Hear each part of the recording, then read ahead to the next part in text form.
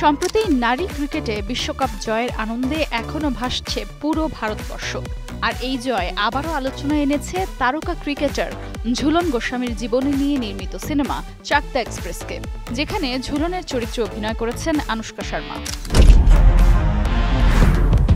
ভারতের পশ্চিমবঙ্গের চাকদহের মেয়ে তারকা ক্রিকেটার ঝুলন গোস্বামীর জীবনীচিত্র নিয়ে সিনেমার শুটিং শেষ প্রায় ৩ বছর আগেই। তবে নির্মাণের পর থেকেই ছবিটি আছে ঠান্ডা ঘরে। দীর্ঘদিন বড় পর্দায় নেই আনুশকাও, তাই অনেকেই আশা করেছিলেন এই ছবির মাধ্যমে ফের পর্দায় ফিরবেন অভিনেত্রী। কিন্তু এমন কিছুই ঘটেনি। নির্মাণ শেষ হলেও কেন এই সিনেমা এখনো মুক্তি পায়নি সেই জবাবও নেই সংশ্লিষ্ট কারো কাছে। এদিকে ৩ বছর আগেই ভারতীয় ক্রিকেট দল থেকে অবসর নিয়েছেন ঝুলন। সে বছরই আনুশকা শুরু করেন এই সিনেমার শুটিং। সেই সময় কলকাতায় এসে শুটিং করেন আনুশকা। কিন্তু ভারতীয় নানা গণমাধ্যমে খবর এসেছে এই সিনেমার স্বত্ব শুরু থেকেই নেটফ্লিক্সের। তবে যেভাবে সিনেমাটি নির্মাণ করা হয়েছে সেটা নাকি পছন্দ হয়নি ওটিটি এই প্ল্যাটফর্মের। সেজন্যই হয়তো থেমে গেছে এই সিনেমার মুক্তির তারিখ।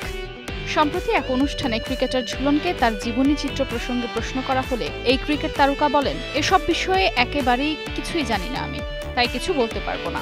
যদিও তার জীবনী চিত্রের প্রস্তুতির শুরুতে আনুশকার সঙ্গে একাধিকবার দেখা করেছিলেন তিনি। শুধু তাই নয়, অভিনেত্রীকে বেশ কিছু টিপসও দেন সেই সময়। কিন্তু তার জীবনী চিত্র নিয়ে এমন টালবাহানা দেখেই হয়তো নিজেকে সেখান থেকে গুটিয়ে নিয়েছেন ঝুলন। তবে নতুন করে ভারতীয় মহিলা ক্রিকেট দল প্রথমবার বিশ্বকাপ জেতার খবরে আবারও এই ছবি নিয়ে ফের কোমর বেঁধেছেন নির্মাতারা।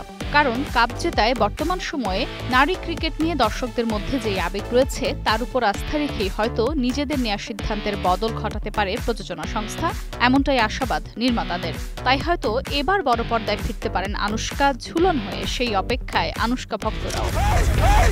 Afroza Moutushi, star news.